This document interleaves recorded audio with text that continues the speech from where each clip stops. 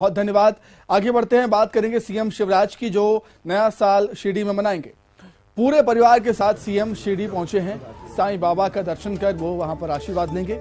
नए साल पर साईं मंदिर में विशेष पूजा करेंगे सीएम शिवराज। वहीं शनि शिंगणापुर में भी पूरे परिवार के साथ सीएम जाएंगे।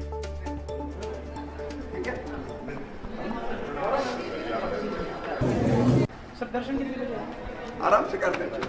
आज तो आपको बताइए, हर साल पर नए साल पर मिलते हैं सर, हमेशा सब दर्शन के लिए आराम से करते हैं। आज तो आपको बताइए, हर साल पर नए साल पर मिलते हैं सर, हमेशा सब दर्शन के लिए आराम से करते हैं। भारत जोड़ो यात्रा में राहुल गांधी ने एमपी में कांग्रेस के स्वीप करने का बयान दिया है। राहुल गांधी के इस बयान पर बीजेपी हमलावर है। देखिए, मैं आपको एक बात लिख के दे देता हूं अभी, कांग्रेस मध्य प्रदेश के चुनाव को स्वीप करेगी, बीजेपी वहां दिखाई नहीं देगी। मैं आपको गारंटी करके, आप लिख लो और उस समय मुझे बता देना। मतलब अगर आप, मुझे कोई क्वेश्चन नहीं है कि वहां पे बीजेपी मतलब दिखाई नहीं देगी, क्योंकि वहां पे तो मैंने सोचा था कि महाराष्ट्र में, मतलब मैंने जो वहां कहा कि महाराष्ट्र में बहुत अच्छा रिस्पॉन्स मिला, मध्य प्रदेश में तो टोटल अंडरकरंट था, मतलब तूफान आया हुआ है वहां पे। मध्य प्रदेश में हर व्यक्ति जानता है कि बीजेपी ने सरकार को चोरी करके पैसा देके बनाया है, तो पूरा प्रदेश।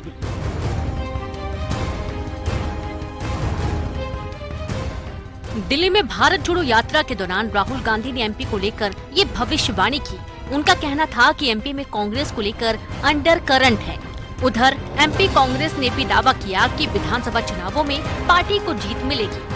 बिल्कुल राहुल गांधी जी ने बिल्कुल सही कहा है। मध्य प्रदेश के जो हालात हैं वो ये कमलनाथ जी की जो विजन वाली सरकार थी 2018 की, जिसको खरीद फरोख्त के माध्यम से गिराने का काम जो भाजपा ने किया था, मतदाता बदला लेने के लिए आतुर है, तैयार है, समर्पित है। वहीं बीजेपी ने राहुल गांधी के दावे पर तंज कसते हुए कहा कि वो जहां भी दावा करते हैं कांग्रेस शून्य हो जाती है।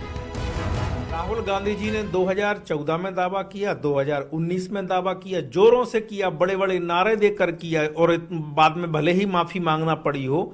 राज्यों को लेकर भी दावे किए, जिन राज्यों में दावे किए वहां कांग्रेस शून्य पर पहुंची है, 0 सन्नाटे पर। इतिहास इस बात का गवाही देता है कि राहुल गांधी जी को राजनीति की ABCD भी नहीं पता, और चुनावी राजनीति के बारे में तो ठीक उलट उससे परिणाम आते हैं। मध्य प्रदेश में विधानसभा चुनाव में फिलहाल वक्त है, लेकिन चुनाव की तैयारियां सियासी दलों ने शुरू कर दी हैं। साथ ही जीत के दावे भी किए जा रहे हैं। हालांकि किसके दावों में दम है, इसके लिए इंतजार करना होगा।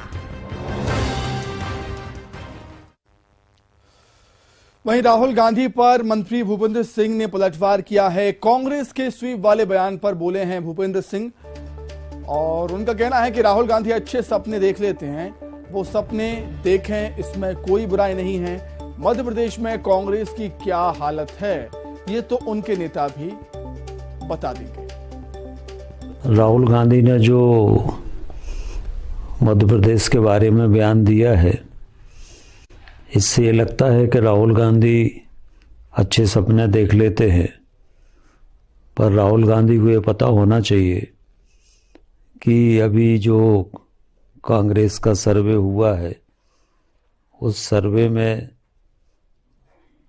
कांग्रेस को मात्र 54 सीटें आई हैं सर्वे में, और उनके ही वरिष्ठ विधायक लक्ष्मण सिंह ने ये कहा है कि कांग्रेस की हालत मध्य प्रदेश में बहुत ख़राब है, और सर्वे इस तरफ इंगित कर रहा है। तो राहुल गांधी जी ये नोट कर लें कि 2023 के चुनाव में मध्य प्रदेश में कांग्रेस की बुरी पराजय होने वाली है। जैसी हालत पूरे देश में कांग्रेस की राहुल जी के नेतृत्व में हुई है, वैसी ही हालत मध्य प्रदेश में भी कांग्रेस की होने वाली है। पूर्व सीएम कमलनाथ ने 2024 में राहुल गांधी के पीएम फेस होने की बात कही। वहीं एमपी में विधानसभा चुनावों में कांग्रेस के सीएम कैंडिडेट कमलनाथ होंगे। इसे लेकर भोपाल में पीसीसी दफ्तर के बाहर पोस्टर और बैनर लगे हैं। वहीं बीजेपी इस पर हमलावर।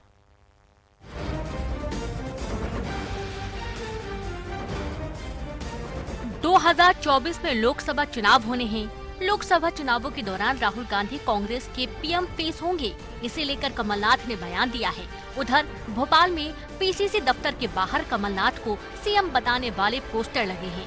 पोस्टर में कमलनाथ को भावी मुख्यमंत्री बताया गया है।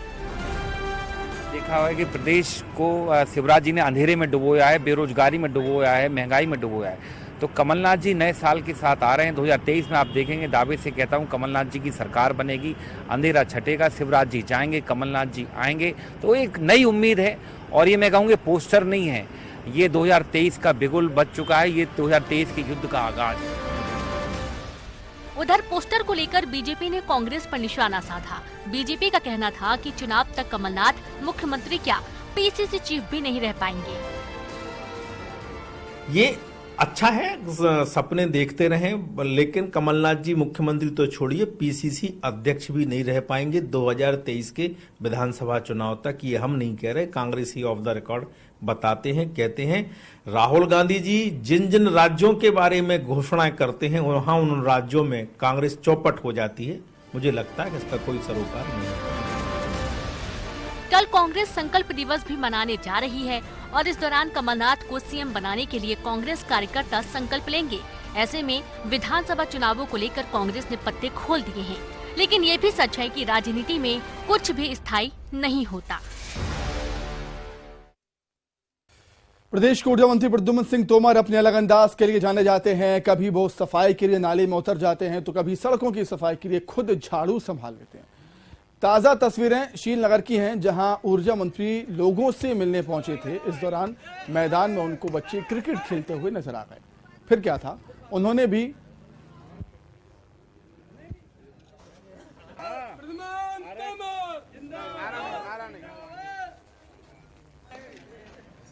बच्चों के साथ वॉलीबॉल खेला है प्रद्युम्न सिंह तोमर ने। इसके बाद वो शीलनगर में ही महिला के घर पहुंचे और उसके दरवाजे पर बैठकर प्रेम से भोजन किया और परिवार वालों से बात की।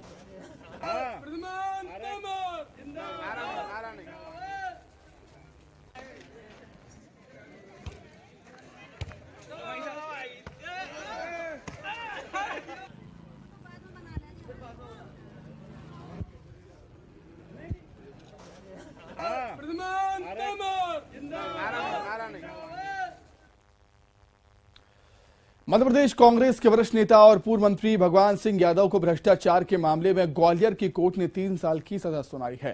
साथ ही 15,000 रुपए का जुर्माना भी लगाया।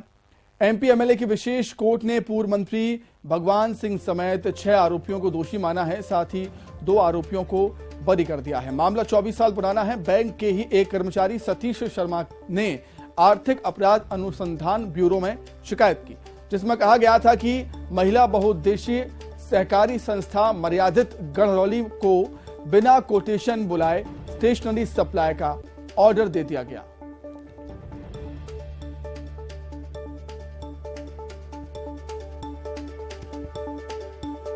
ने अभियोजन के तर्क और प्रस्तुत साक्ष्य के आधार पर आरोपीगण को दोषी पाया, जिसमें पूर्व मंत्री भगवान सिंह यादव एवं अन्य आरोपीगण को दोषी ठहराया गया। कितने सजा की दी गई? इसमें भगवान सिंह एवं एक अन्य को 3 वर्ष की सजा और 15,000 रुपए का जुर्माना हुआ तथा शेष जो 4 अन्य अभियुक्त थे, बैंक के कर्मचारी एवं अन्य जो आरोपीगण थे, साख समिति के सदस्य थे, उनको 4 वर्ष के कारावास से। ग्वालियर में गुंडों ने दहशत फैला दी है। यहां तानसेन रोड पर 2 पक्षों में जमकर मारपीट हुई। इस दौरान बदमाशों ने तलवार लहराकर आतंक मचाया।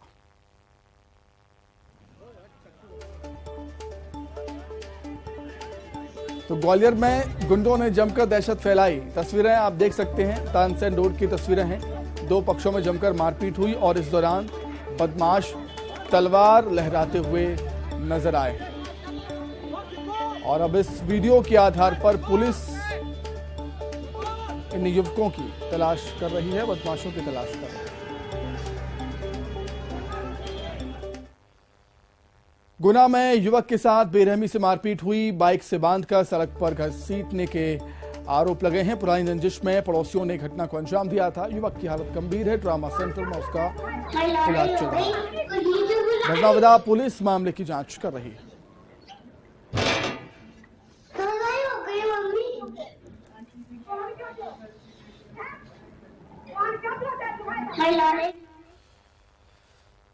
वहीं मुरैना में बीजेपी जिला महामंत्री भावना जालौन के घर पर बदमाशों ने फायरिंग कर दी, सनसनी फैला दी है। बाइक सवार बदमाशों ने वारदात को अंजाम दिया और वहां से फरार हो गए।